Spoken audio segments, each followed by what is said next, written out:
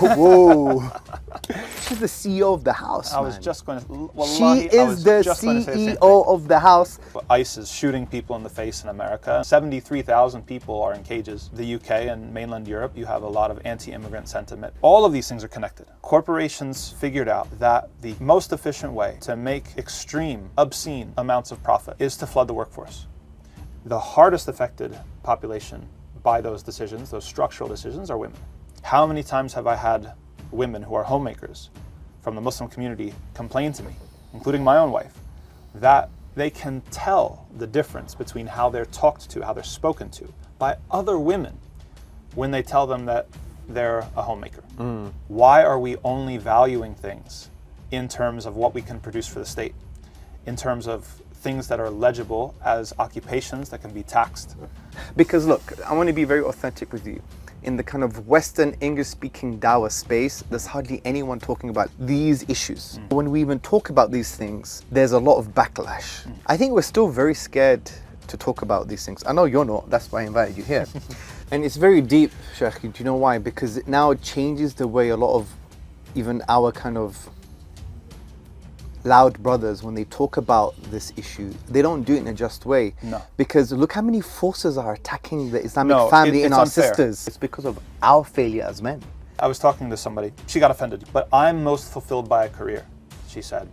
I said, that's no problem, like you might very well be. My point is that... Assalamu alaikum wa rahmatullahi wa barakatuh. Wa alaikum assalam wa rahmatullahi wa Sheikh barakatuh. Imam Tom Facchine, right? That's right. Yeah. Allah bless you for coming. Ameen. Ameen. And it's a huge shame that we don't spend more time together, because Oh, you're one of the few guys I really look up to. I mean, I mean, I don't deserve that, but I mean, there's something to be said for people who trust each other and they're doing different work in different spaces. And it's almost like when I see you and what you're doing, I'm like, okay, Hamza's got it.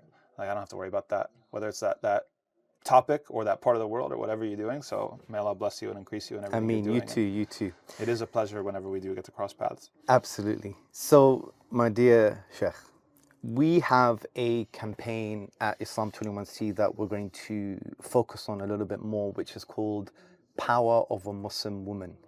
So the main kind of thesis here is that we want to showcase the homemaker, the wife, the mother, as the bedrock and the basis and the foundation for human civilization and the Islamic civilization. Brilliant. And removing that focus, that priority, that admiration, the nobility behind those roles because of ideological constructs like maybe liberal feminism, whatever the case may be. It actually dismantles necessary hierarchies and it dismantles the foundation, the bedrock for human beings to flourish. Sounds good? Absolutely. Okay, so I have a bunch of questions for you, right? Bismillah. So the first question I have in this context is, what happens to a civilization when motherhood and, if you like, wifehood are no longer treated as priority moral roles, but are reduced to lifestyle choices? Yeah, subhanAllah. Bismillah, alhamdulillah, rasulillah. In short, it collapses. It collapses, and it's no accident. You know, I don't know when this is going to release, but we're recording while the World Economic Forum is happening in Davos, and a lot of people are paying attention to the things that are being said there. And one of the speeches that became very famous was Carney's speech about there's sort of a mask-off moment where he's talking about the international order and how, hey, look, we knew actually that the international order was not fair. And it was not built for everybody. Now, he was saying it in the context of nation states, that there's not symmetrical power. We understood that in the post-World War II order, different nations had different amounts of leverage, and the international system was set up to reflect that leverage. The United States had the most leverage, and so it has the most veto power, the most say over the world financial system, all these sorts of things. It was not developed for everybody. But what people are missing is the other groups of people that this system was not made for, okay? And families is a huge part of that. That the world order that's been put into place since World War II is, I think it wouldn't be an exaggeration to say it's anti-family. That when corporations and governments and NGOs set up the system, it was optimized for certain things, okay? It was optimized for GDP. It was optimized for a certain ability to produce violence and the militarism that comes along with that, the war industry, in a very timely and cost-effective way. As a consequence of that, or maybe like say one of the spaces that created, was also for a lot of other corporations to exploit that arrangement. Okay, so one of the things that we haven't sufficiently done is made the connection between the management of populations. Immigration is another huge issue that now is happening everywhere, the rise of the far right in the ideological West.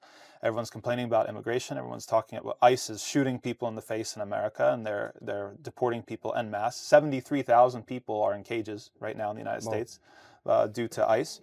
And then in the UK and mainland Europe, you have a lot of anti-immigrant sentiment. All of these things are connected. And all of these things are traced back to the international world order and how it was set up. That corporations figured out that the most efficient way to make extreme, obscene amounts of profit is to flood the workforce.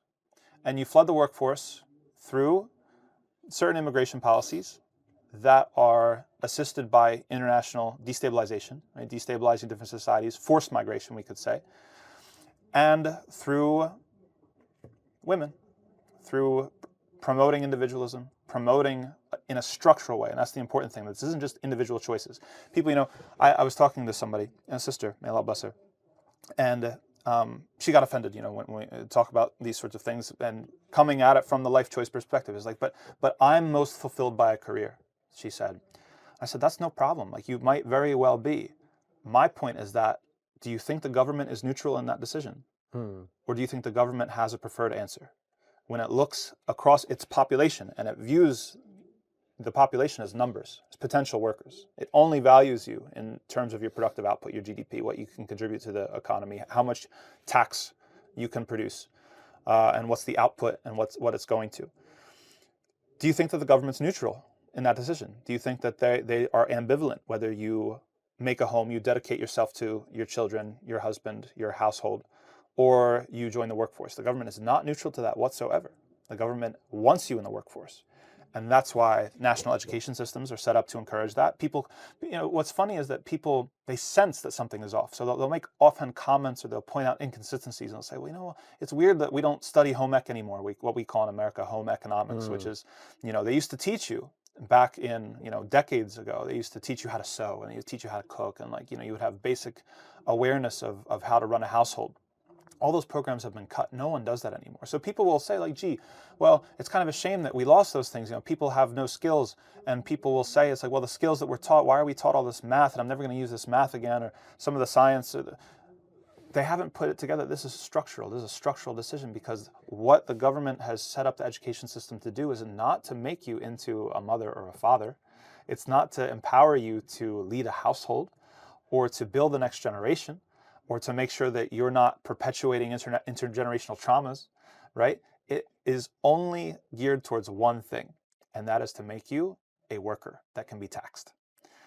And that has the ramifications for entire society, and the hardest effect, it also affects the men, right? Which we can't lose sight of, but the hardest affected population by those decisions, those structural decisions, are women.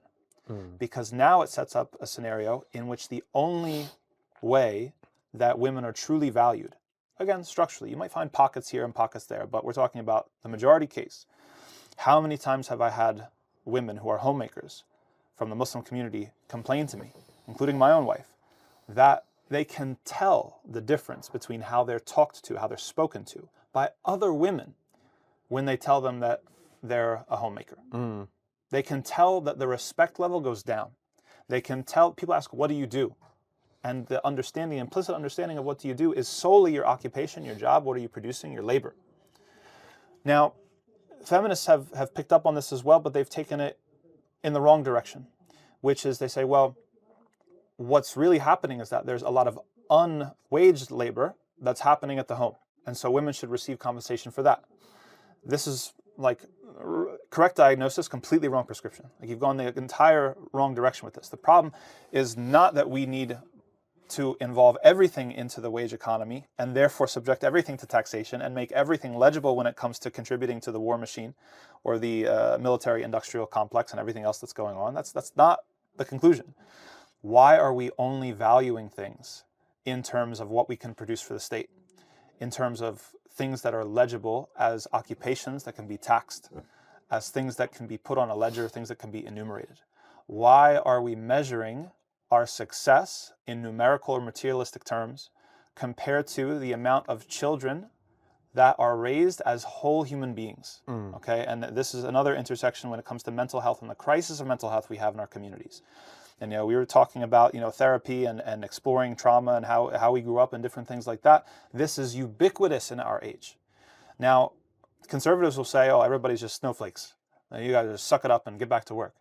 I don't believe that that's correct. I believe that the reason why this is ubiquitous is not just people being fragile, though there is a point there to be made about like expectant fragility or maybe people being trained to be fragile. But I do believe that the trauma is ubiquitous, because what is family for at the end of the day but raising children? Even if you look at the Prophet Muhammad sallallahu alaihi wasallam, who had challenges in his upbringing because his parents passed away, and then his grandfather, and then his uncle. He's moving from family to family, but he still has a rich, whole, fulfilling, and nourishing family environment, right? And I'm not a psychologist. You can go to psychologists to go into the, what do children need and the different aspects of what makes a person whole, because that is the basis from which then their entire lives unfold. If you mess it up in the first 15 years, or something crucial is missing. Maybe your parents are unavailable, and this happens even so much now. They're emotionally unavailable because they're both working, they're both slaving away, they're making their wage is heavily taxed, and they come home, they're exhausted, they turn on the telly, and that's how they decompress. They're not emotionally available. An epidemic, it's everywhere. What type of child is raised in that environment? Their parents are not emotionally available to them. They lose the ability to make meaning of themselves, because you require emotional availability. Whether you're an adult, you require it from your spouse. If you're a child, you require it from your parents in order for you to have self-actualization. So you go through your adult life as a broken adult, until then you have to go through therapy and unpack and figure out what happened and try to pick up the pieces. Hopefully you didn't pick up an addiction along the way. Hopefully you didn't pick up destructive self-sabotaging behaviors along the way. So all of these things, right, they unfold from one another.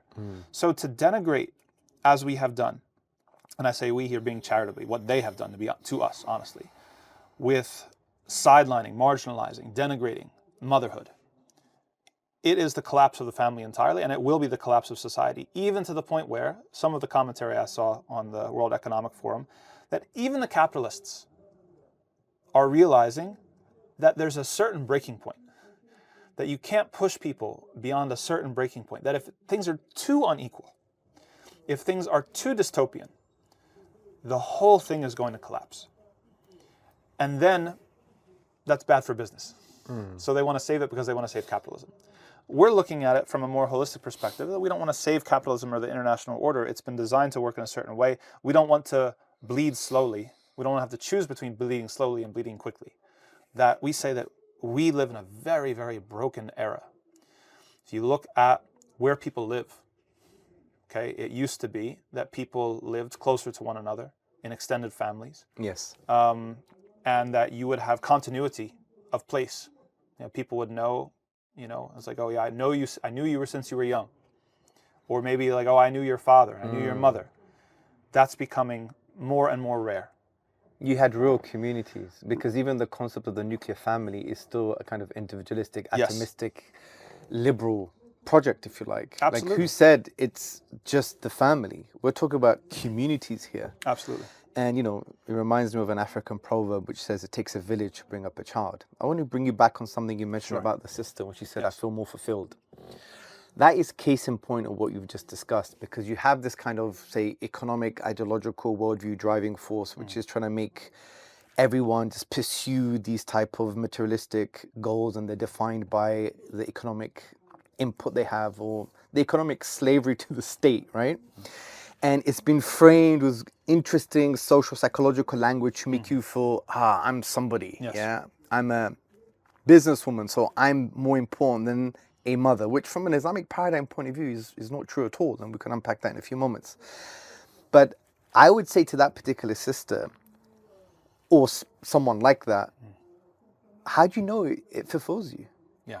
That's another issue, that's an absolutely. important thing we have to understand, because to even allow someone, whether it's a male or female, to say Yes. it fulfills me, you're like, hold on a second, that has already an individualistic, atomistic, liberal assumption that you are a desert island, basically. Yes. And your feelings and your affinities to things are not dictated by the ideological social frame. It is. Yep. Social psychology is so clear on this.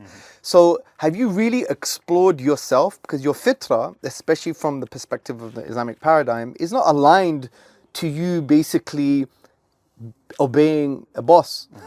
Do you see my point? Yeah, absolutely. Yeah. No, that's So brilliant. I would question that, and she's like almost a kind of an example of what's happening today. Yes. So that's good. How do we not only unpack it further, but how do we now create solutions for this? Yes. And how do we make people realize? Because look, I want to be very authentic with you. In the kind of Western English-speaking Dawa space, there's hardly anyone talking about liberal feminism or these issues. Also, when we even talk about these things, there's a lot of backlash because the kind of frame, the ideological frame is so strong, we've almost internalized it, yeah?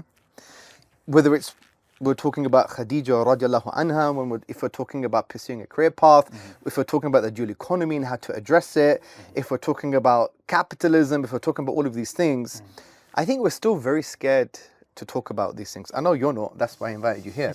So the thing is, I want you to try and give us some solutions, but connected to this question, which is the next question. So Orthodox Islam, right, places motherhood at the center of the moral and civilizational flourishing. Why does the modern liberal feminist frame treat this as maybe oppression? I know that's a crude response, but you get the point, rather than honor. So maybe that answering that question would help you now to unpack what you said earlier, and also to provide some kind of solutions. And I just want to make this clear. I say this a lot. Like, my wife's a homemaker. I actually really consider her as the queen. Like, you know, if she was like going out in the world to work and I had an ability to ensure she didn't need to do that, I would actually maximize my potential so she doesn't have to do that. Yeah. And I would try and create, as hopefully the leader in my family, to create a environment, whether it's psychologically, materially, and otherwise, that I emancipate her from the slavery of her obeying a state and funding a state, but rather she's fulfilling her fitrah, her innate disposition, which is to be a nurturing, loving mother, wife, building a family. She's the CEO of the house, I man. was just going to. She is the CEO of the house, and that's why in Islam we have a concept called nafaqah. You know what's amazing? Which we have to, you pay your wife to be a CEO. That's a salary. And if you, it's a salary, and if you don't, and it's her right, by the way. Yeah. And if you don't give enough, she could technically, according to some of the madahib, steal from you, inverted commas, right? Or so, switch companies. Yeah. Whoa. But the point here is, I wanted to make that clear. And I'm not saying it because I became Muslim 20-something years ago. My dad was like this. Oh, mashallah. Yeah, may Allah guide him, yeah. Ameen. He refused. And we had troubling times. I came from a working class upbringing. My dad was very smart, but he tried to build a business with factories, clothing factories in the 80s in the UK. Then he just went pear-shaped.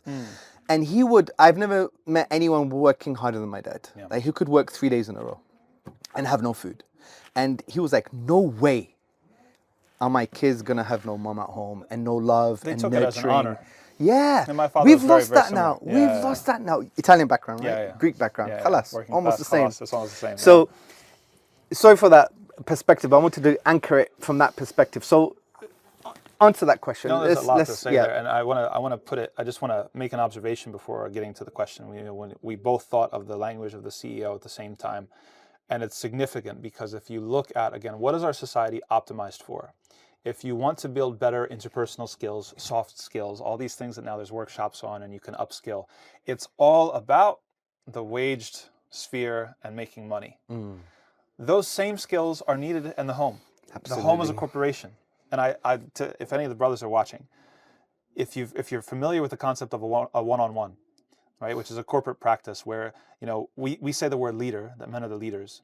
And a great part of that is being facilitators. all right? That when you have a one-on-one from your superior, your direct report, it's not evaluation. Okay, evaluation maybe happens like once a year.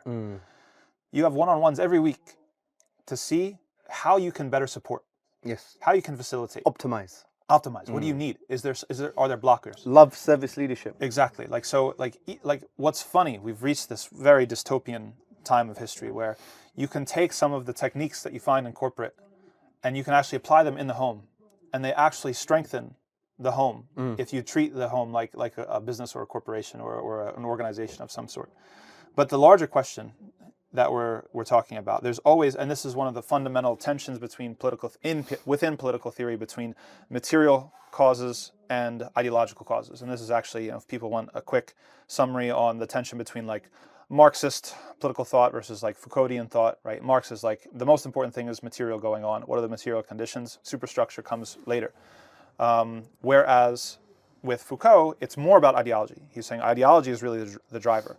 Certainly interesting in our times where we see that the affordability crisis is happening, and these which one is primary. But they both have influence, and that's why I draw attention to it, because when we look at a society that's been set up, all of our societies, with the international world order the way it's been since World War II, in this way, those are material conditions. Okay, those are decisions of policy, they're decisions of allocation, they're decisions that are made. But it also, you could compare it to a field that when it's clear cut, then the weeds grow. And we could compare, there are certain ideologies that easily take root in those environments because they legitimize and facilitate the objectives of the state, right? And so if you're looking for, well, why did radical feminism get so popular at the time that it got popular? It wasn't just about cultural revolution and the sexual revolution. Those are all there. But what do those ideologies play and those cultural changes play in the larger scheme of what the government is trying to steer society and individuals towards? It's a legitimizing discourse, what we would say, to more individualism, more wage labor, more isolation, and removing one of the primary obstacles, right, which is a robust, extended family. And many sociologists have written about this concept of the family corporation. Like certainly when my family came from Italy in 1905 to America, my grandfather was one of 13. They all worked as a corporation. Everyone had a different job. My grandfather was a carpenter, and like this one over here and this one over. They worked together. They pooled resources. They all lived in one big house. Like that's how these families used to work. Functional families, not that we're not romanticizing the past. There's moral decisions to be made, and trauma and abuse can happen in any family at any time. But when we look at structural trends, right, more families operated in this type of corporate model where they're a larger entity. How are you going to break that if that's an obstacle? If people don't need to work to survive because of affordability, because of cohesion, because of other types of fulfillment, then there are certain ideologies that go a long way in breaking down that cohesion and breaking down that model in order to push forward or make possible or to make necessary another model, which is where you get the nuclear family. And these things are reinforced by culture and movies and books. And the feminine mystique, Betty Friedan was one of the seminal texts of the feminist movement during that time in the 60s, and it was essentially complaining about this notion of the unfulfilling homemaker. Of course, you could say that the diagnosis that she was making was quite broad for the particularity of her experiences, because many of her experiences that she complains about are not simply about, it's the same that we identified earlier, it's almost like a misdiagnosis. Like the solution is not being more like a man. The solution is not, well, I should be a wage slave too. The thing that you're feeling is you're cut off from larger systems of meaning, larger connections, community, all of these things. You're isolated, which is why conservatives in general have a poor imagination, because they want to roll the clock back to the 50s like this is like the golden era. What's so sacred about the 50s? You had the nuclear family was at a high. Things were more affordable, but in a real sense, community was already being destroyed in those times, right? Having everybody live in the suburbs in nuclear family units was maybe one of the first interventions that made the subsequent interventions and breakdowns possible. So if you're feeling isolated, and many of our sisters, they do feel extremely isolated, and to be a homemaker without community and without extended family support, not meddling, but support. Yes. And there's a difference between the two And things. the encouragement of that role, and that you're noble, you're on the top of the kind of moral hierarchy here. Yes. And you're celebrated. Yes. It's not celebrated. That's why they're moving away from it. Exactly. Why? Like, who would choose, right? Like, who would choose that? Especially if the government and the education system is pushing you in a certain direction, right? It's the least popular choice. Like, where does it come from? You would either have to have gone through the other and seen the shortcomings and experienced all the shortcomings of the way in which you're being pushed, and then something breaks to be able to come back to it, or you had some sort of miracle, you've been protected in some sort of way.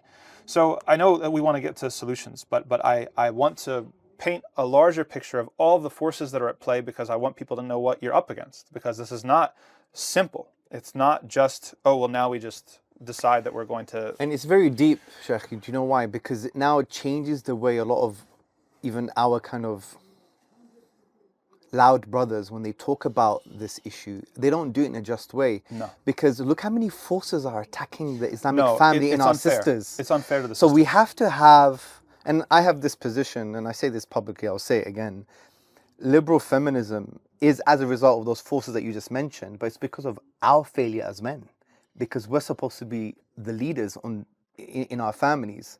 So, and if you blame the sisters, then what you're doing, you're reinforcing a liberal feminist frame. Yeah.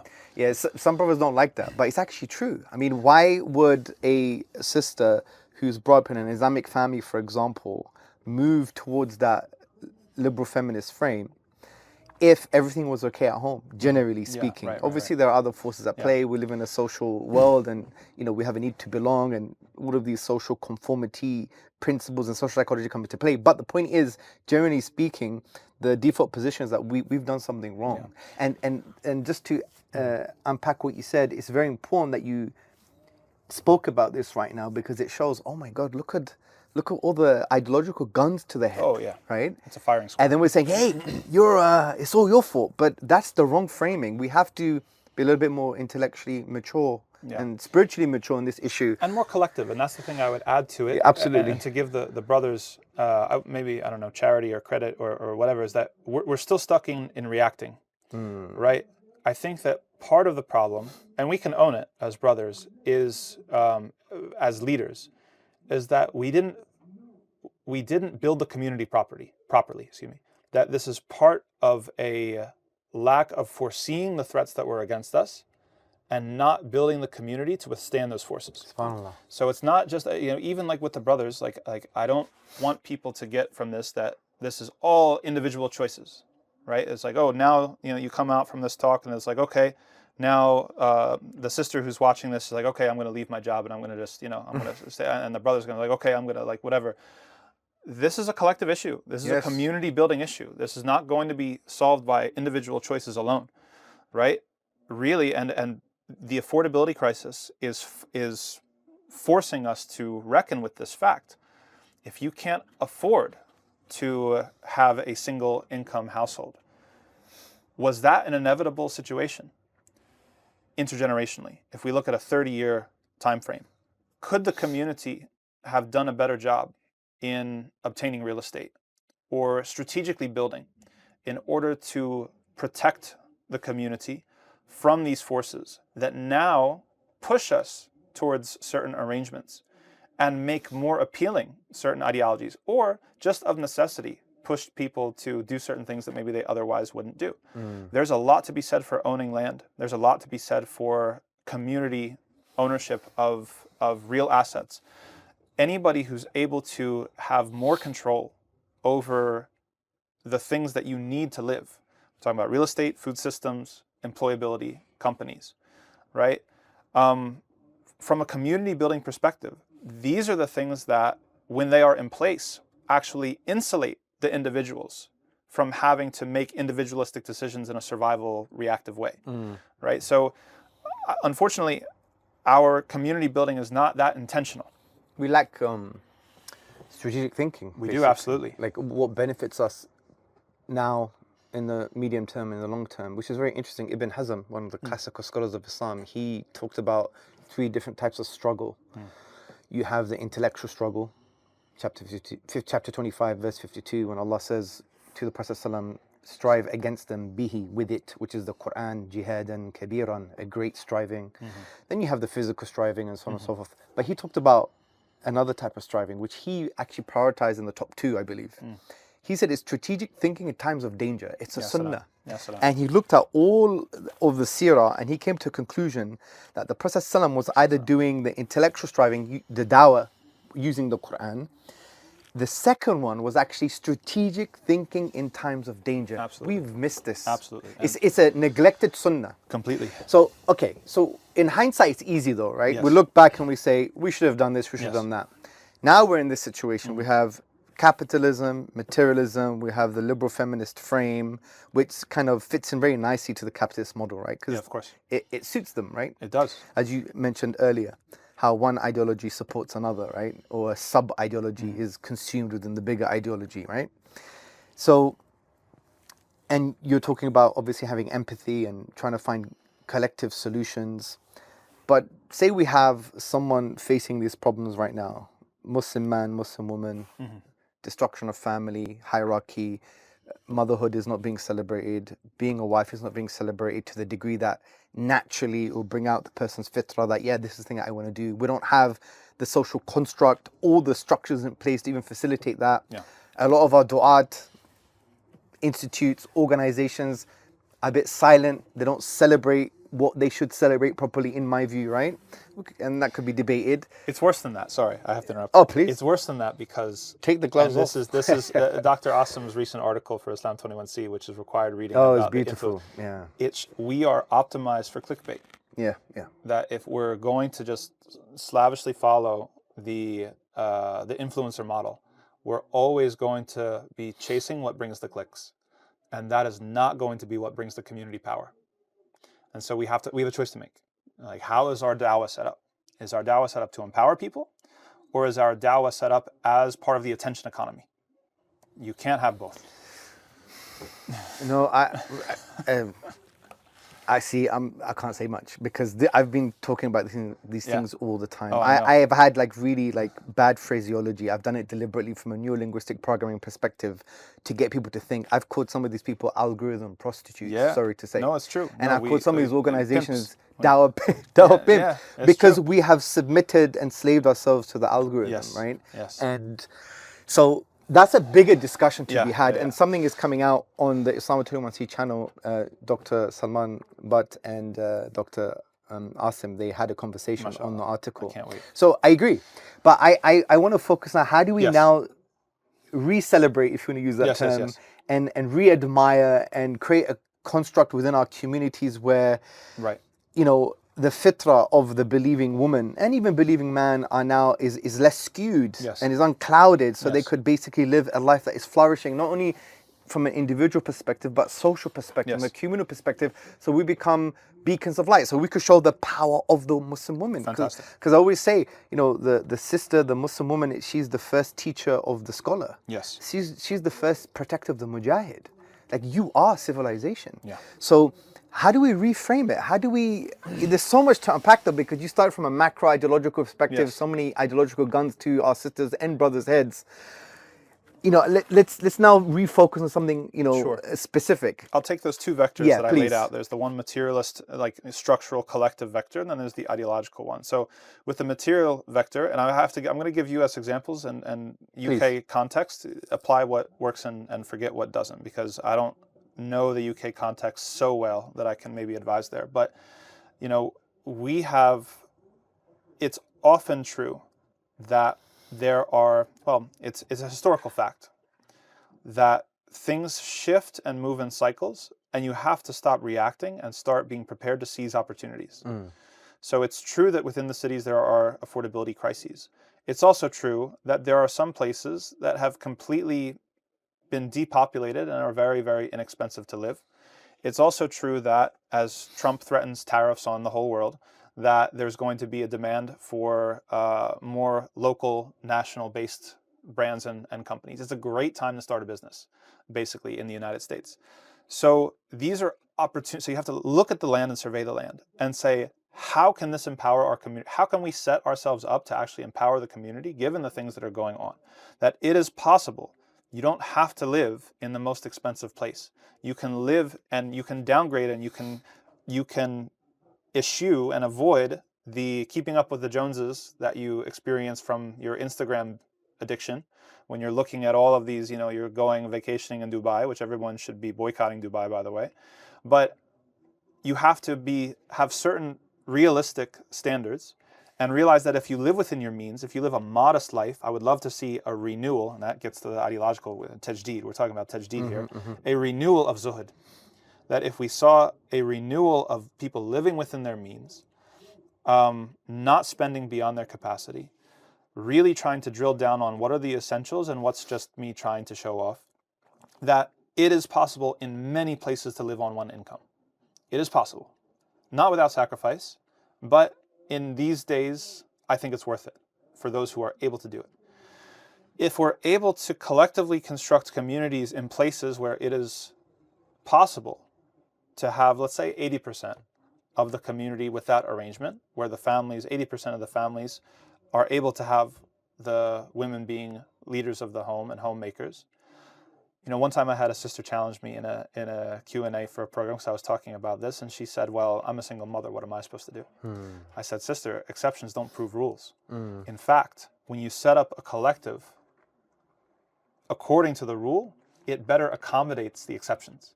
Interesting. That if you have 80% of a Muslim community in an area that's able to have 80% of the women be homemakers and prioritize the home front, that will actually better accommodate the single mothers, because then that's potential childcare, that's potential assistance, that's potential, that will better support her than a community in which everybody's out of the home and everybody has to work. Absolutely. Right?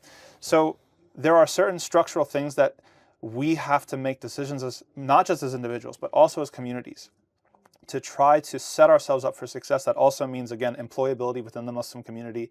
It means us, one thing that we had in the United States, the Nation of Islam, is very famous. Everybody thinks Nation of Islam is like, oh, Malcolm X, and they used to believe this, and now they converted to Sunnism, alhamdulillah. One of the things that's ignored is that the Nation of Islam had an entirely autonomous food chain, food supply system. They had farms in Georgia, in the South. They had trucks. They had international business. They employed thousands of people. You didn't have to worry about anything. You could get a job within the nation. They would take care of you. It was a fully integrated system. And it's good that they obviously came closer, they came close to the Sunnah, and they changed the core beliefs under the leadership of Warith ad-Din Muhammad, may Allah preserve him. But one of the things that happened was that they also sold off all the businesses.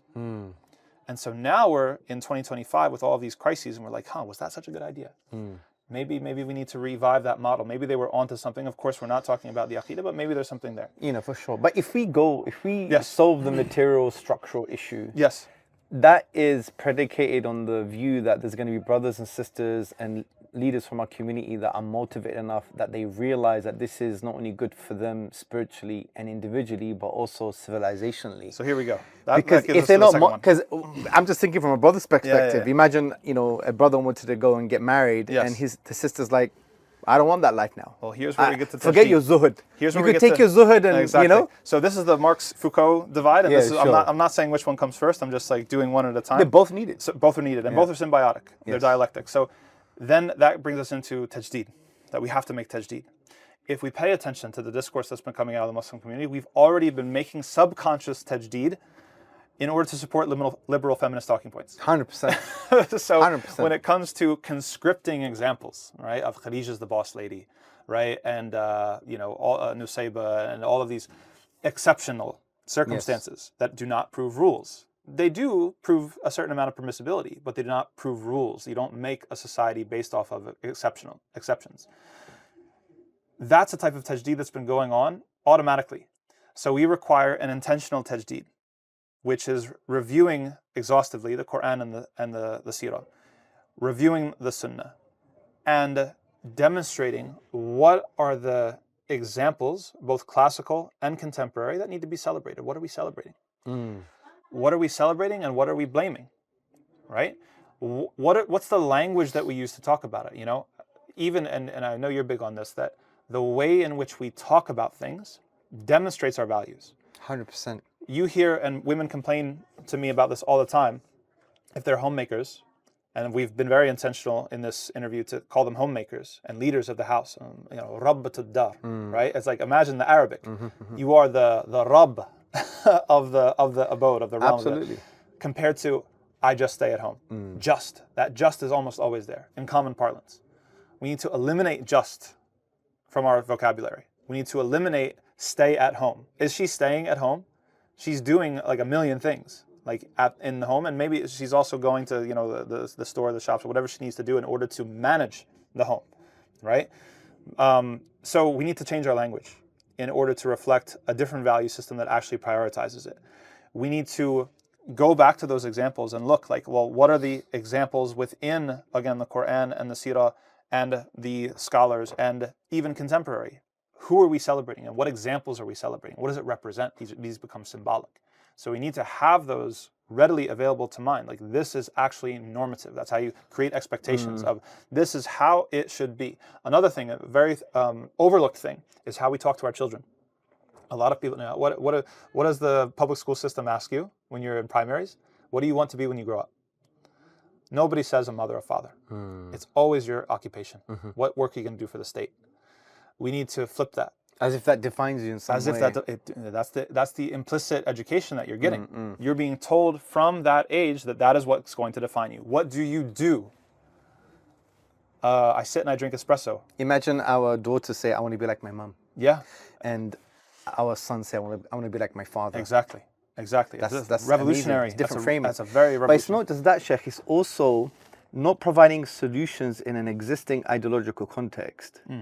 It's also standing in the possibility that the solutions that you're giving can change the ideological context. Yes. That we don't do. Like, for example, and I've heard some stuff online, oh, because we live in a dual economy, women can work, she doesn't have to, but she could give some sadaqah. Yeah? That is a solution. Yes. But it's also about what you're not saying that matters. Fantastic. And what you're not saying is, well, have we empowered that man to understand that he can actually level up as well? Yes. He could maybe get another job, or they could basically have, you know, good tazkiyatun nafs, you know, the purification of the heart, where they say, well, we don't need 2 holidays a year. Right. We don't need that big car with those alloys, right? Because they see it from a Allah-centric, Akhirah-centric perspective, a macro perspective. This is not just about them as individuals.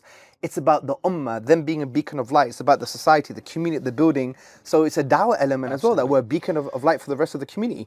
That has not been said. I hear people giving solutions. This is allowed, that's allowed.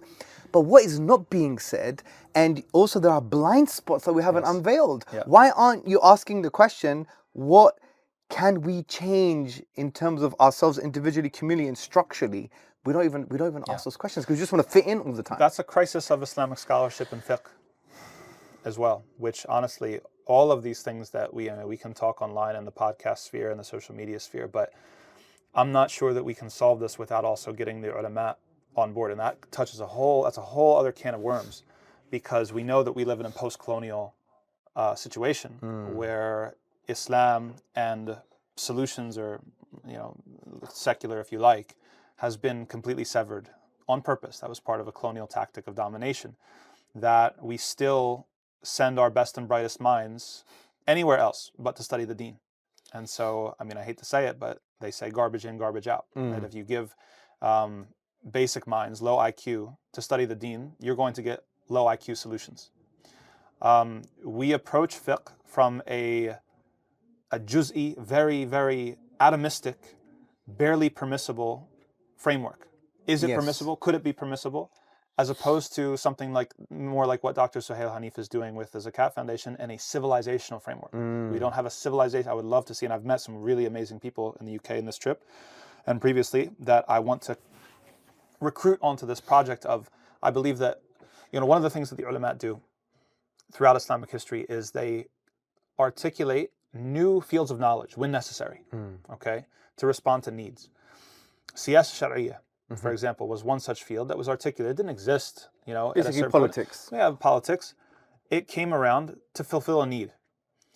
I see a new discipline that needs to be formed or articulated, you could say, which is similar to Siyasa Sharia. I call it in my head Hadara Sharia, like the civilizational elements of the Sharia. And it's very, very similar to what I want to shout out Policy Minaret, Amber Khwaja, what she's doing with the Policy Minaret, and also what Dr. Suhail Hanif is doing with the Zakat Foundation, his Medina model, and these things. I see pearls on a string forming, and this idea of that. And if you go into classic literature, I mean, they have the genre of mahasin al-sharia. It's not the ahkam. It's not just going into the rules. It's going into what's the purpose? How does this act of worship function as a civilizational tool? But what are the outcomes that Allah wants you to achieve? Yeah, exactly. Yeah. So, and this echoes things like maqasid of Quran, even Yes. maqasid of the Sharia, in a correct way, not in the kind of not in the it's reformist framed way. in a Absolutely. reformist, modernistic way. But Exactly. yeah, So- absolutely. So when we start thinking along those lines, then the questions stop being framed as, well, could this be permissible in an individualistic way? Like, okay, we can keep that to fatwa, right? If some individual is coming to a mufti and saying, like, this is my situation, I need an individual tailored solution for my individual thing. But we need a higher civilizational discourse where we say, as a community, here's what should be normative. As a community, here's what we should be aiming for. Why is that missing now? I think it's because people lack critical thinking, True. Quranic thinking. True. And I think they've been consumed by the ideological space. True. Yeah, And it's also a frame, the and scholarship. it affects you. And also the scholarship. You know, I think Because we have a crisis in this country, right? yeah. And it could be in the States as well. We have sisters in the mid-30s onwards, unmarried. Oh, it's an epidemic. They may have a PhD, Yes. a great job, and now they're like 38, 39, thinking, I'm unmarried and I'm not happy. Yeah. Because what really gives you happy is actually your relationships. Yeah. Because you are your relations, right? Like They Bruce will Lee, replace you at your job. yeah, you're in just a day. You're just dispensable. Yes. Like Bruce Lee, I like quoting him. He said, "To be is to be related," which is true, Mm-hmm. because you are your relationships, Yes. right? And your greatest relationship is with Allah Subhanahu wa Taala, right? And then that's the real you come out, right? The real you emerges in life, your way of being. Now, there was a longitudinal study. It's very famous. It was cited by a TED talk, and it's in the literature. I think it was a Harvard study done over 70 years. And it was about what makes you happy. And the conclusion was, irrespective of health, wealth, the most important factor in terms of long-term happiness was your relationships. Yeah, it's not surprising Yeah. whatsoever. So these sisters are in the 30s now and thinking, I need a husband, I want children, I want a family. Yeah. What am I doing? Yeah. And you have these kind of cliche statements from some people saying, these women are going to end up in their mid-40s just, sipping non-alcoholic wine and eating cheese and stroking the multiple cats. I know that's crude and it's not fair, but there's something to be said there, because if we supposed to be leaders in our community as men especially, right? Yeah. And the women are leaders too, of course. We need to start saying something now. There's going to be a pandemic Yes. of sisters, unmarried, no families. Yes. And that opens the door to fitna. That opens the door Huge to zina. That fitna. opens the door to all sorts of things. It can be a crisis of faith. Consider this. Allah subhanahu wa ta'ala discusses sihr in the Quran. And what's the context or the application in Surah Al-Baqarah where he discusses sihr in breaking apart families. Yes. Just from anecdotal experience, the vast majority of people who resort to sihr, it's usually due to love. It's usually due to marriage, divorce, these sorts of things. There's something sociological that's revealed there, that people are extremely motivated, highly motivated to solve this problem, right? Or to act out in some sort of way, to the point where they are willing to, sometimes they're tempted to commit kufr in order to get what they want when it comes to relationships and intimacy and these sorts of things. So where does that leave these sisters? How are they supposed to be absolutely. resilient in the face of this enormous fitna, where now, the potential, I don't want to say to do things the right way, but to do things in maybe in a more optimal way is gone. And they're left in the circumstances that they're left in. And to say "I told you so" is not a mature response. No, it's it's not. disgusting, actually. No, it's not. So we have to start creating solutions. Especially, not only is it disgusting and insensitive, and it lacks, I think, the solidarity that Allah expects of us from believing men and women. We're supposed to be in solidarity with each other, men and women. We are not. We don't subscribe to this culture war, or this men versus women. Yeah, the gender wars. The gender wars. So it's a crisis of solidarity, but it's also not recognizing the leadership role and the leadership failure of the men of the community to Absolutely. think collectively, to establish some sort of resilience that would have prevented this thing from happening in the first place. Everybody was concerned about just making a certain number, hustle culture or whatever it was, making your money, and thinking that that was going to be enough. As long as I'm able to make my wage and I can do this, that wasn't enough. We failed to plan in a collective way. So we should own that. And we should, now try to move forward with that, with solutions. So, solution orientated now, Yeah. before I go to the other questions. Islam 21C, one of our campaigns is Power Muslim Woman. Give us advice. What are the first few things, practical actions we should do to try and solve the materialistic and ideological aspect in our own way, within our own frame of reference and the capacity and the resources that we have? What would you advise someone to do with regards to a campaign like this? Yes, we will not succeed if we do not have functional masajid. I believe that firmly. We have sunk, first of all, the masjid is supposed to be the heart and center, the community space of the ummah. It always has been, since the hijrah. When we have dysfunctional masajid, it makes it almost impossible to solve these issues in a sustainable way, because we've already sunk so many resources in keeping these masajid afloat. There's something fitri in people wanting to support these masajid, and it's the best mechanism we have for the deployment and dissemination of ideological corrections, material structures, whatever we want to do. So there's discourse element of that when it comes to what infrastructure do we have to train imams, or to bring speakers, or to affect this discourse, to be able to say at a national level, or at least a regional level, at least citywide level for a big city like London, that this is our content strategy plan for 2026. This is what we see in the field. Like, you guys are the dawah guys, you guys are in the trenches. Here's what we see in the field. Here are the things that are happening. And the imams have a role to play in that too, because they're in the front lines as well. Here's top 5 priorities. How many khutbahs a year or a quarter are addressing this? How many classes in the masjid are addressing this? Or are we just going to run back the same stuff about tahara and the same stuff about, fadl al-amal? And this is, it's embarrassing. It has no ihsan. Inna Allah kataba al-ihsan ala kulli shay. That Allah has demanded, prescribed, obligated ihsan in everything. We do not have ihsan in our institutions. We do not have ihsan in our masajid and how they're run. Another thing, again, what can the masjid be as the neurological, the vertebrate system, right? Or the neural center.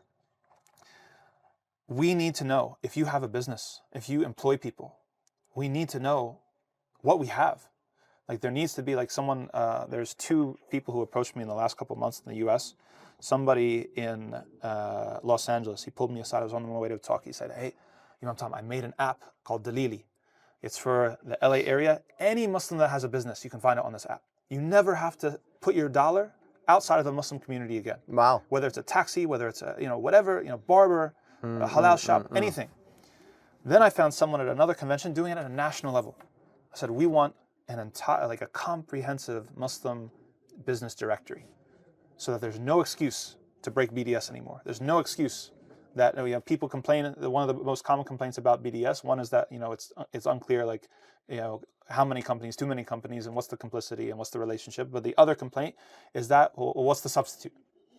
We have to make it easy for people. You go to Atomic Habits and these things. If you want to change a behavior, you have to make it easy to change that behavior. So when it comes to professional associations or business associations, being able to be employed, that type of relying on each other. Other communities are doing this, and it's not their deen, right? If you look at other communities, they know that when it comes to supporting their own, no one has to tell them. They support their own, and they understand intuitively and through experience that there's resilience in that, and there's power in that, there's autonomy in that. That actually creates the ability to withstand external pressures. We need to utilize and leverage the masajid in order to help create this type of infrastructure. Of course, many Muslims don't come to the masajid, and that's a different issue. So, if they're not in the masajid, where are they at? They're in schools and they're at work. So we also need to be able to network those as well. But we have the collective strength. Or we don't have the collective strength, we have the potential collective strength. It's there. but we need to be able to organize it. As Malcolm said, we're not out, funded. We're just out organized. At the very, very base level, I believe it comes down to community organization. And this is something that is studied. I mean, community building is something that's studied. So we need to take it seriously and try to make those interventions when possible, and to try to implement them in a systematic, mass scale way, not just like ashwa'i, No, of course. So those are the masajid, but also the masajid should be open to our sisters. Oh yes. Oh, but I not forgot. in a kind of I forgot it's the UK. I have to say yeah, that. but not in a liberal feminist frame way. Yes, because yes. that may be happening in the States, Yeah, that they just like succumb to the kind of ideological frame. But in the UK, you have the other extreme. You may not have sisters who are allowed to pray in the mosque. Yeah, it now, I have daughters. Yeah. Like if my daughter went to college and she's coming back and it's like Maghrib at 4 p.m. and it's getting dark, it's not a great area. And I'm telling you now, I'm saying this now in front of people. If someone did not let her pray in the mosque, I would break down the door and I would sort the guy out. Halas, you have no honor. You're supposed to protect. Where's this kind of communal 100%. Protection of our brothers and sisters, specifically the most vulnerable sisters with hijab, jilbab, this, that, and the other. Absolutely. You're telling it to get lost, it's dark, it's raining, pray outside. I am telling you, if it was halal, I would slap you with the Ottoman slap. Boom. I'll give you a fatwa, inshallah. Yeah.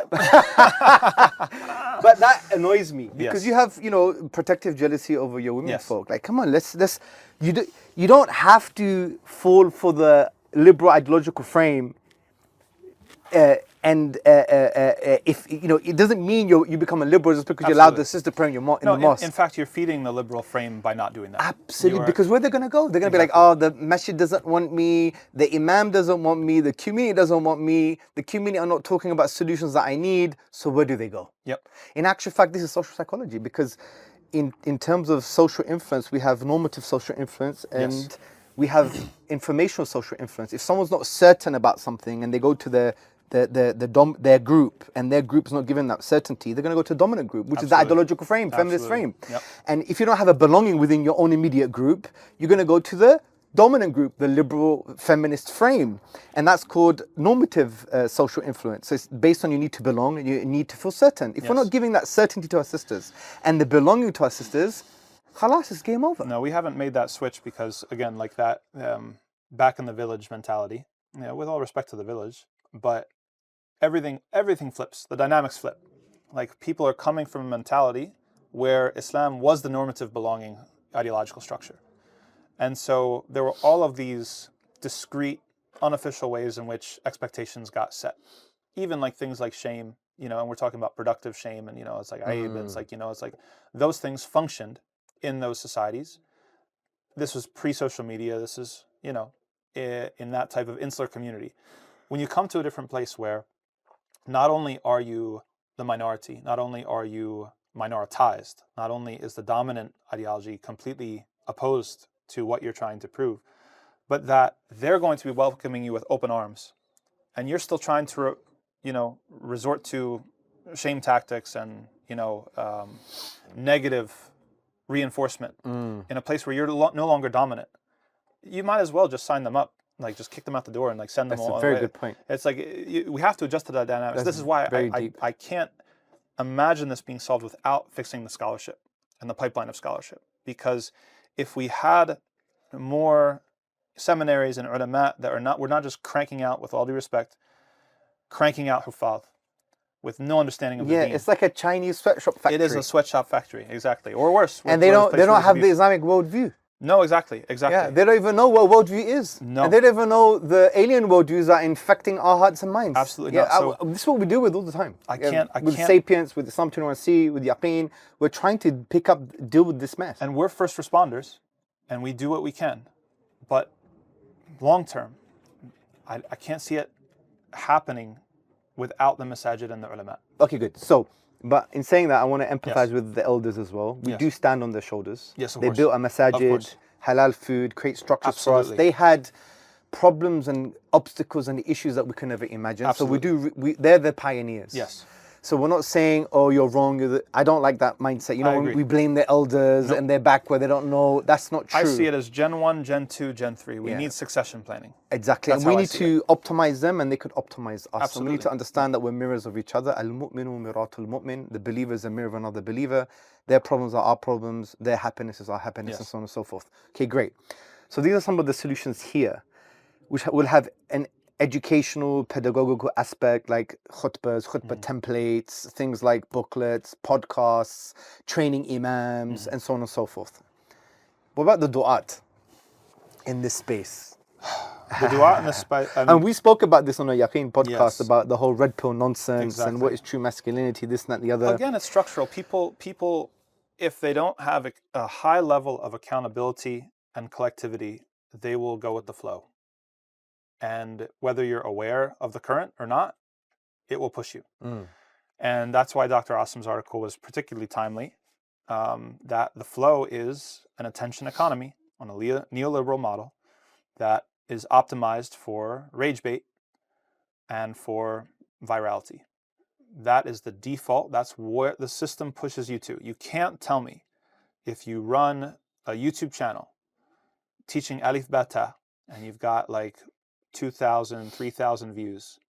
You make one video criticizing somebody, now you've got 10,000, 12,000 views. You can't tell me that doesn't change your calculus. You will justify it.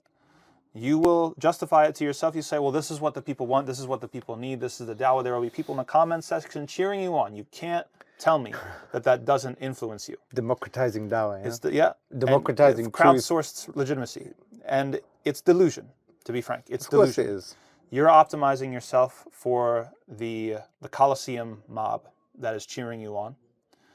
And now... Wow. That's so true. That's so true. And you are not giving the people what they need. You are not giving the people what they need. And you have no plan usually for audience transformation. When I look at social media influencers, sometimes I think about it in this way, because sometimes we have to make selections about who are we going to collaborate with and not collaborate with. One of the things that I think is a heuristic, it's useful. Does a person ever challenge their core audience or not? It doesn't matter if you're red pill, feminist, I don't care. Do you ever actually challenge your core audience? Or do you just pander? I think that reveals a lot, because there will be people that their whole channel is essentially confirming the insecurities and the hopes of their core audience and never going against it. Whatever flavor you are. Someone who cares about the truth, they will have certain points. Actually, you know what? I'll give a shout out to Dr. Haifa Yunus, in the States. She's someone who I've seen in public and in private. It's clear what the audience wants from her, and she will tell them like it is. She once had this talk. It was great. She was like talking about the sisters and like the Gucci or Louis Vuitton bags. She said, haram.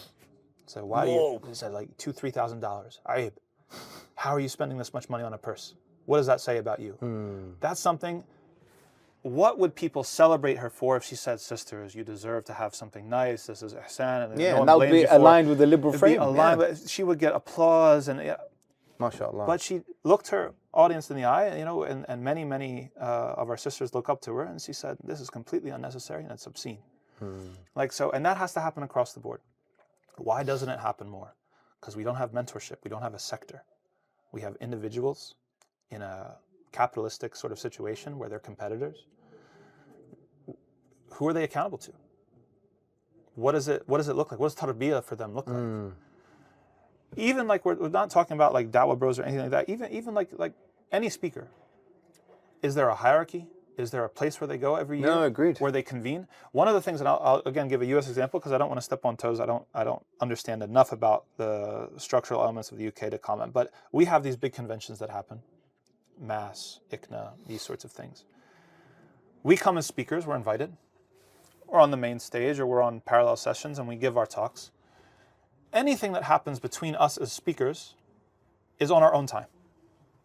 There's no structural intention behind it. There's no, hey, let's gather this person and this person and this person and let's bring them to a higher sheikh. Let's give them a half hour. Let's give them an hour of tarbiyah.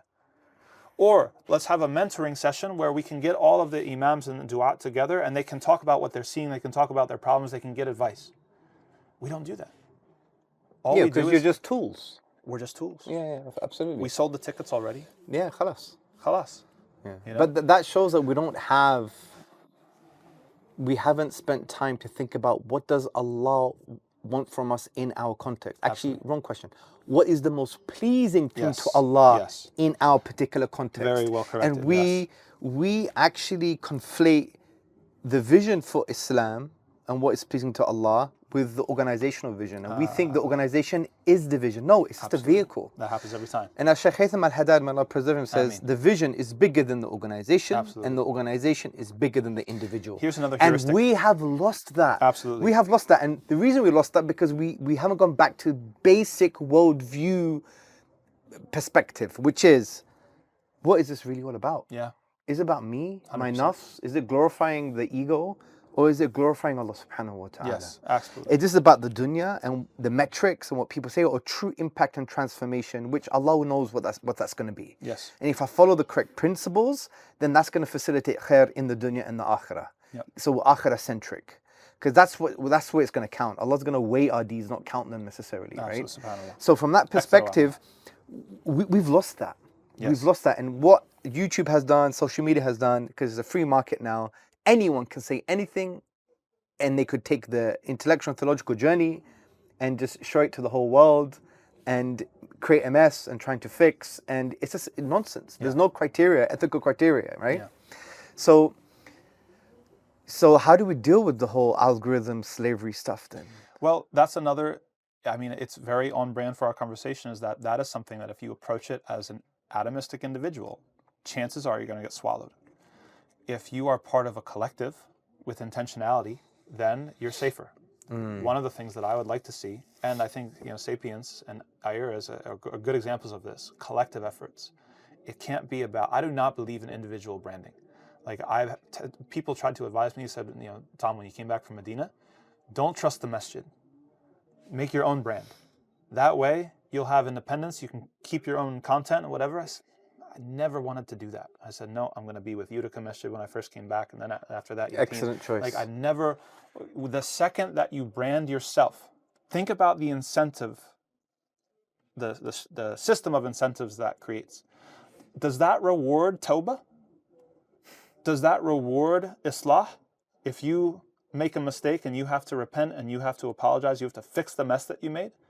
Or does that discourage it because now you're losing subscribers, you're losing super chats, you're losing... Well, it's not just that, it means you don't have long-term thinking either. You don't have long-term thinking. Because you may get numbers and metrics, but you won't have transformational impact. Exactly. And it might not even be based on ikhlas, which what really counts. That's what gives your deeds weight. Because, I've had that struggle as well. So many people close to me have said, Hamza, go, leave it. Right. Just do your thing. You could make money. No. You could do this, you could do that. I have refused because I would never be able to see my children in the face. Yes. I would not be able to sleep at night. Yeah. Because this is about the long-term game. This is like the long game, right? It's about the akhirah. It's about what Allah really wants from you. Because we're about building institutions. Yes, exactly. The Prophet ﷺ was an institution builder. The Prophet ﷺ didn't achieve his vision during his life. Leaders. His life. Islam would enter every home. But he built the strategy and the leaders to facilitate that. Yes. The Sahaba, the Tabi'een, and so on and so forth. And they built each other. And he had a lofty goal. And usually great visionary people, and this is like almost a sunan ilahiyya, this is like a divine rule in a way, a divine sunan, which is that great visionary people, their vision outlasts their lives. Yes, absolutely. But we don't do that. We think about, right, in the next 10 years, 20 years, I want 2 million subscribers, I want this much money, I want everyone to know me about a certain domain of dawah. Okay, fair enough. You may get reward. But if you had a more of a collective, akhirah-centric, Allah-centric mindset for the long term, you would get much more reward and a greater impact as well. That's a very important corrective about, we excuse ourselves for doing what is good when it prevents us from doing what is better and what is best. It's halal, all the time. It's halal. Yeah, but there's a competition of halals. Exactly. We're not living for bare minimum fiqh. Thank you very much. So that's why I really appreciate the decision you made, sticking with the collective, because in the long term, you get not only the reward from Allah subhanahu wa ta'ala, but also you will see a transformational impact not only in your lifetime but the akhirah as well. There's a tarbawi, dimension and a pedagogical dimension too, because the shaitan preys upon the lone sheep. That's just a fact. Like if you're by yourself, you're going to be much more vulnerable and less resilient to these types of justifications, internal justifications, and delusion. We don't take seriously delusion enough, where delusion is a powerful drug. When you are in collective, that means by definition you're not going to get what you want all the time. Yeah, of course. By definition, it means that it's relationships, as we said, that have to be negotiated. There are going to be some people, and everybody, and I know many other people have made this reflection as well, that there should always be one or two or three people that if they reach out to you and say, hey, take this down right now, you do it with no questions asked. Yes. Like that has a proper chain of command, that has proper accountability. The fear is that, if you're off by yourself, then you're just looking at it as a competitor. And that's the one thing I want to say. Another heuristic that you can use is how do we look at, if you're in an organization, someone wants to break off and make their own organization and do something adjacent. Is he your competition? Like, oh, you're leaving the movement? Brother, you're leaving the movement? Akhi, your organization is not the movement. The movement is Islam, right? The work has to get done. Absolutely. And so we experience this in the US. I'm sure you experience it in the UK as well. This competitive scarcity mindset, this territoriality, like almost as that's a corporate capitalistic liberal frame. It is, and that's it's ubiquitous. Not Islam. And it's ubiquitous, Yeah, unfortunately, it is, in many of our... I've experienced it as a leader so many times. Yeah. And we're fighting. We have to fight against it, to be honest. Absolutely. And that's why I like to promote and engage with many organizations, bring people together. We'll do work, and you won't even know it was us. Yes, that's very important. We've made that decision, but to be honest, one person who's key, especially in the UK European sense, even global sense now, Sheikh Haytham, he's always focused on Allah-centric, akhirah-centric mindset. It doesn't matter about your brand, your organization. Like me and Sheikh Haytham developed the visionaries. We go around the road, around the world. We're trying to give people an Allah-centric, akhirah-centric mindset. 14 principles for dawah success from the Quran and the Sunnah. And then Sheikh Haytham has been joining other leadership things that you may see them as a competitor to what we're doing, but we don't frame it that way. Yeah, exactly. Whatever. Rising Let's do tide, it. Absolutely. Raises all boats. Every drop raises the ocean. Yeah, absolutely. Okay, so that's the dawah aspect. So let me give you another question. We've got around 19 minutes. Let's try and time it. We'll because I have to catch a flight as well. Inshallah. And you've said a lot, which is absolutely fantastic. But I want to zoom in on just a few things. Right. Okay. So the whole power of the Muslim woman thing. We're talking about this campaign within the liberal frame, the liberal feminist frame, and sometimes you talk about you hear about the word equality. I want to unpack this a bit, right? Yeah. So, they will say, but this is not equality. Islam is supposed to be about equality, right? But and this is the question, is equality really about treating everyone the same? Or is it, as Islam teaches, about treating similar things similarly and dissimilar things dissimilarly? Yeah. No, I think a lot of people have become aware in the last 20 years especially to the difference between equality and equity. And that difference is relevant here as well. Like it's not equitable to treat everybody the same, especially when there are differences. We recognize this with disability, right? You wouldn't treat people the same. You wouldn't expect everybody to use the stairs if you're in a wheelchair, right? That people need different. Now, people will maybe criticize that example. They're like, wait, you're saying being a woman is a disability? No, that's not what I'm saying. But you get the point that there are differences, and what is fair and just and equitable is when you calibrate systems to account for those differences. People in common social media Gen Z language, they say being seen. I feel so seen. Well, what does it mean to be seen? It means that it's calibrated to you. It means that it actually addresses your specificity. It's not just like a cut, copy, paste sort of thing that's the same for everybody. Like, so if you want to be seen, the Sharia sees you. Allah subhanahu wa ta'ala sees you when He made the Sharia, and the Sharia is differentiated, and it's differentiated upon gender because the genders are different. That men and women are not the same.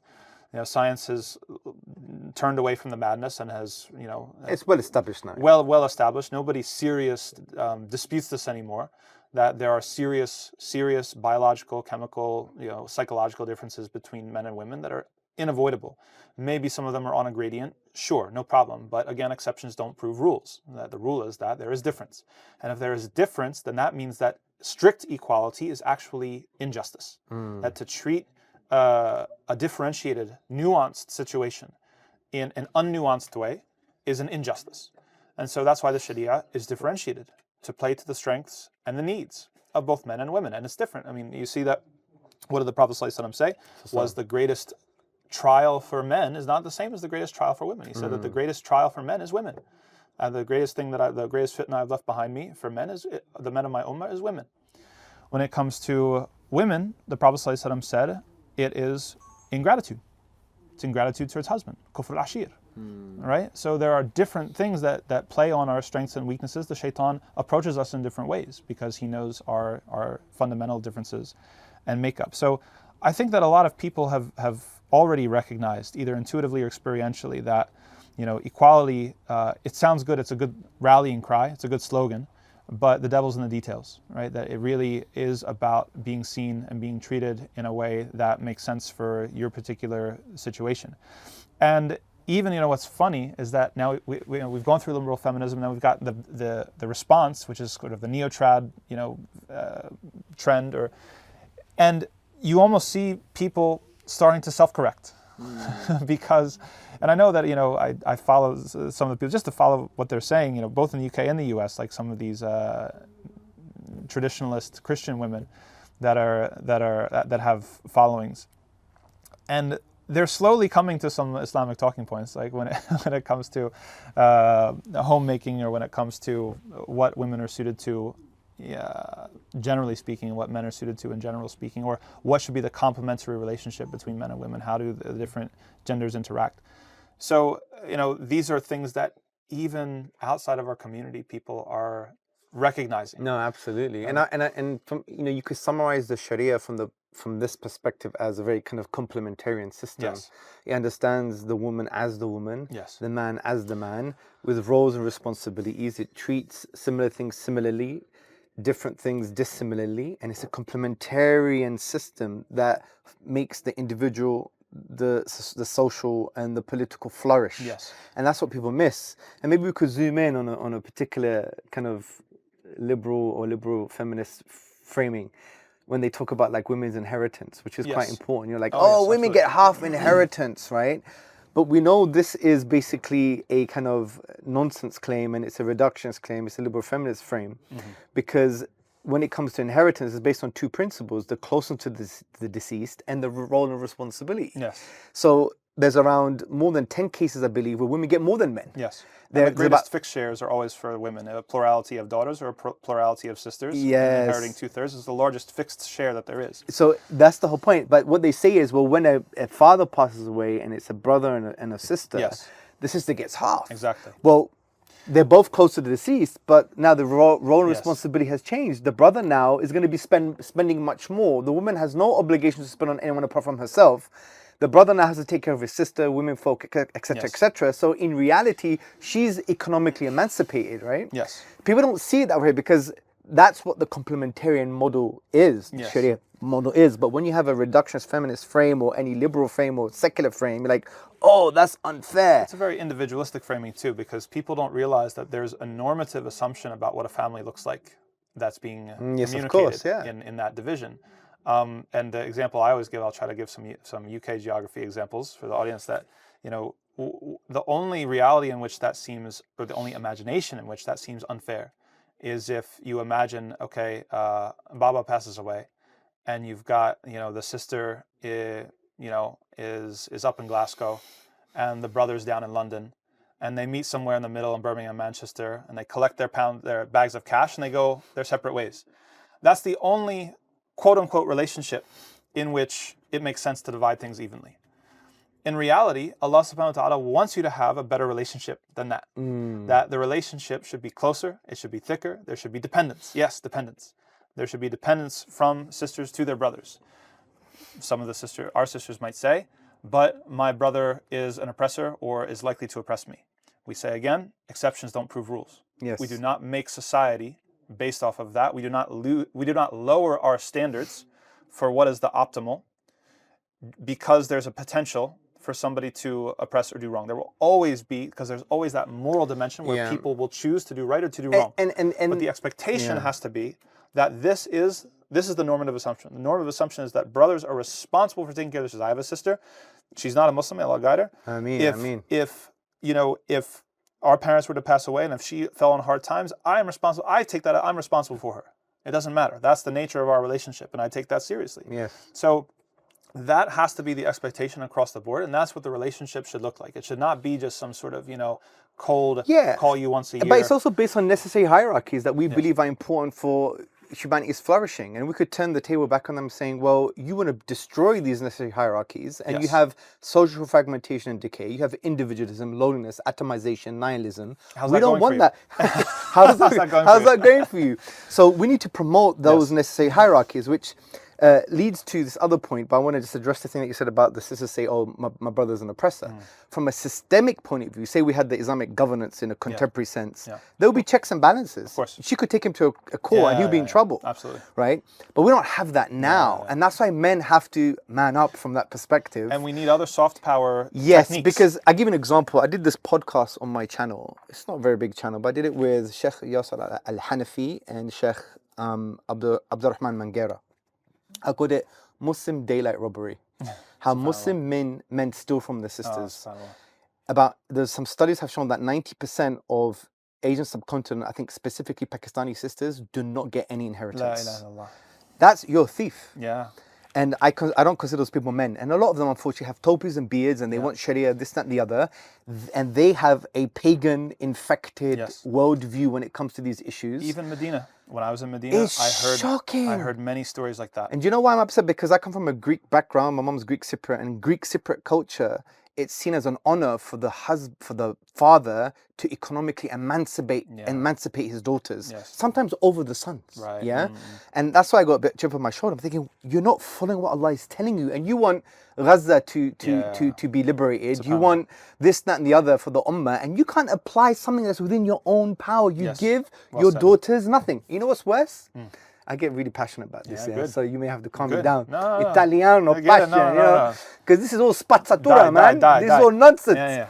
So what happened is the brothers accept it. So the father may have prayed 5 times a day and went to Sharia in his land or something, but when he died, he gave everything to the sons, none to the daughters.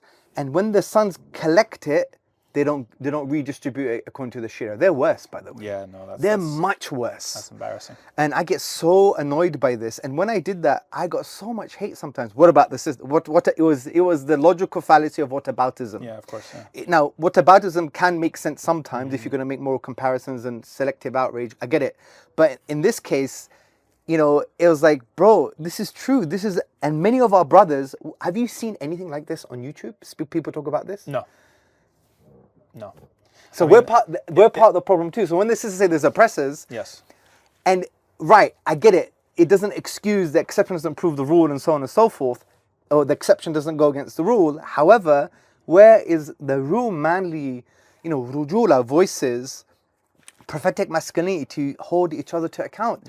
It's happening in our masajid. So you have board members with beards and topis. There's this daylight robbery happening at home. I mean, accountability. Here's the thing too, and this is a larger conversation. By the way, if it was legal and allowed, and I knew a brother that did it, I'll probably beat him up. Yeah, no, of course. Yeah, I'll probably beat him up. And that's good. Without even, I'll just beat him up. And you know why that's I get so annoyed by this. Do you know why that's good? Because that, to me, and my understanding of the way of the Salaf and the Sahaba, that is closer to the accountability culture that the companions had than whatever we call accountability now in our communities. Yeah, sure. And I found this out with my, involvement in the political scene and trying to, what I found was that in involving myself in the elections and the different types of organizations, we have we're so allergic to accountability in our spaces that someone could be at the helm and driving us off a cliff. And if you say anything, they've got a million excuses as to why, you're just a hater. You're just a hater. I've been doing this longer than you. You don't know my intentions. My intentions are good. All of these, akhi, I'm talking about what you're doing. You're hurting the community, or in this case, you're hurting our sisters. Like there were times, and I bring this back. If you go to the story of Hatib ibn Abi Balta'a or the other stories, how many times did Umar ibn Khattab drag someone by the scruff of the neck to the Prophet ﷺ or threaten to do harm to him? Never once did the Prophet ﷺ say, Umar, you're overreacting. Never. He would address the underlying concern. He said, no, this qira'ah in the hadith of the qira'ah, he said, nope, it was revealed like this and it was revealed like this. In the example of Hatib, he said, explain yourself, Hatib. Hatib had a good intention. He said he fought at Badr. He's forgiven. It didn't mean that what he did was okay. it was potentially enormously harmful to the community, and he was rightfully held accountable, and they took care of it. We are so allergic to accountability. It's alarming. And so many of these things are able to assist. And what that produces is this kind of Jekyll-Hyde sort of phenomenon, where then we have that gives, I think, oxygen to the extreme, which is just cancel culture, which is then we see there's no accountability in our spaces. So then people will just jump online, and then they'll just try to pile on and make narratives or do basically the opposite extreme. Whereas I think, again, like if we had functioning masajid with real accountability culture that was honorable, that left room for redemption, it's like, this is wrong and you have to stop it. But it's like the second that you change your ways, it's like you're good, right? I don't think it would give oxygen. I think there would be no oxygen left over for its opposite extreme, which is this cancel culture that just tries to... Yeah, and we have to balance between shaming and correcting. Yes. And we have to be dedicated to each other's well-being, because love in the Islamic tradition is, I'm dedicated to your optimization. Yes, exactly. Right? And if you're dedicated to someone's optimization, at the same time, as Hassan al-Basri say, that you're humble enough that when you walk outside your house, you believe every Muslim is better than you. Yeah. Because you know your sins, you don't know their sins. And you have to have husn al-dhan for them. Yes. And so therefore, by virtue of that, just from an aqli, intellectual perspective, they're better than you. So if you treat them that way, but you do hold them to account effectively within that frame, you could optimize everybody. Yeah. And that's That's your duty. sometimes, and we have to be able to have that balance, which requires a lot of emotional intelligence. So I wanted to mention that was important, because we need to also hold our brothers to account when it comes to these things, because we're pushing our sisters to feminism from that perspective. Yeah. So final questions. I know you said a lot, and we may have to do a part 2. Bismillah. May Allah bless you. Jazakallah khair. So, okay. So, can a society, so I'll have 2 final questions. This is the penultimate one. Can a society survive when it prioritizes individual autonomy over family stability? And how does Islam's model of marriage protect women, children, and the future itself? Yeah, obviously it can't survive, and it's not surviving. That's why everybody's miserable and traumatized. That's again, how's that working out for you?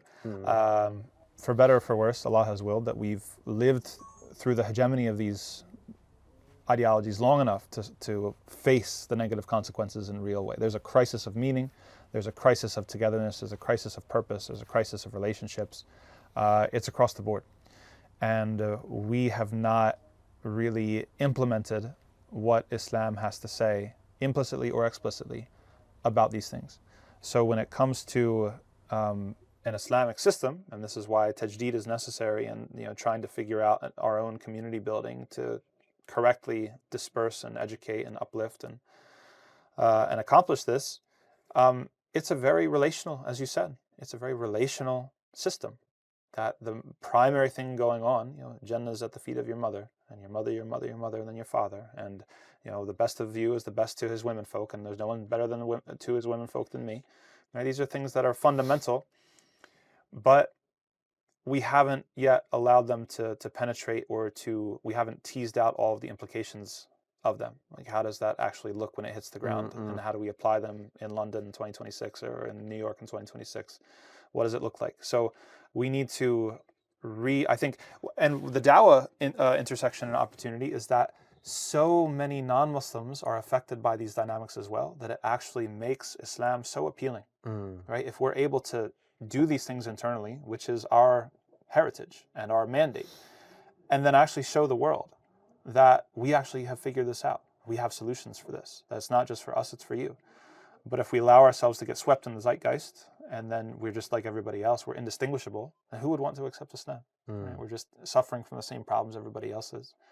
So grounded in relationships, as you very eloquently stated earlier, you are your relationships. You can't make meaning of yourself without your relationships with other people. That mirror aspect. Your believer is your mirror.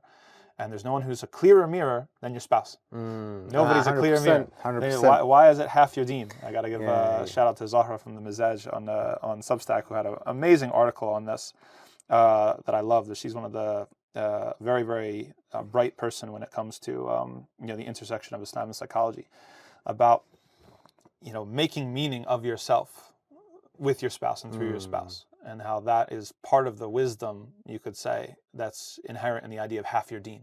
How is it half your deen? Well, you're going to be held up a very clear mirror, and you've got to sort out what you see. Absolutely.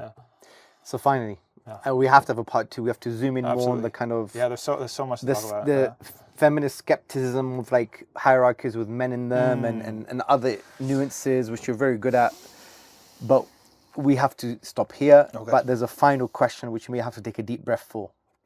A deep breath for. So I want you to imagine, I know it's very difficult, that I am a sister. All right. And I'm bordering towards the liberal feminist frame. Yes. And I want you to speak to her for about 2 or 3 minutes. So you got your kind of elevator pitch here on the power of the Muslim woman, the homemaker, wife, base of civilization, and how the Sharia Islamic law, morality will make her flourish from an individual, social, and political perspective as Yes. the whole community. So just imagine that you got your elevator pitch right now. I think that you need to recognize that who does it benefit to believe certain things about what's going to be fulfilling to you and your life? Who does it benefit? And do they really want what's good for you? Does it benefit corporations? Does it benefit the government? Does it benefit, how does it benefit you, really? At the end of the day, what do you want? If you want to be equal, who do you want to be equal to? And why? And why do you think that being equal to someone who might be very, very different from you, internally and externally, with different needs, different strengths, that might actually be a prison, might end up being a prison. What you think is liberation might end up being a prison. And I mean, as we said earlier in the conversation, we've lived long enough to see that a lot of women are rebelling against it because they've tried it long enough to experience the negative consequences of it. And what looks like liberation and freedom in reality is isolation and a tremendous amount of responsibility and anxiety, responsibility that you weren't meant to bear. So it's difficult, especially if you've experienced trauma and you've been burnt through dependence and relations of dependence before. The natural reaction is to blame any relationship of dependence. That's somewhat natural. But we have to have the nuance and the specificity to realize that that was an individual moral decision that that person in authority made that was wrong. And that person should be held accountable for that. And it isn't the blame or the fault of dependence as such, or relations of dependence as such. That there is a great amount of dignity in dependence when it is righteous dependence and when it is able to contribute to a larger project. That they say, another African proverb that says, if you want to go fast, you go by yourself. And if you want to go far, you have to go together. You're never going to reach your true potential by yourself or with a life that's optimized for by yourself. You reach your fullest life and your fullest satisfaction through your relationships, through other people. And the closest relationships that you can and should have are with your spouse and with your children. And so when you optimize your life for that, you have to consider, what does a life optimized for that look like?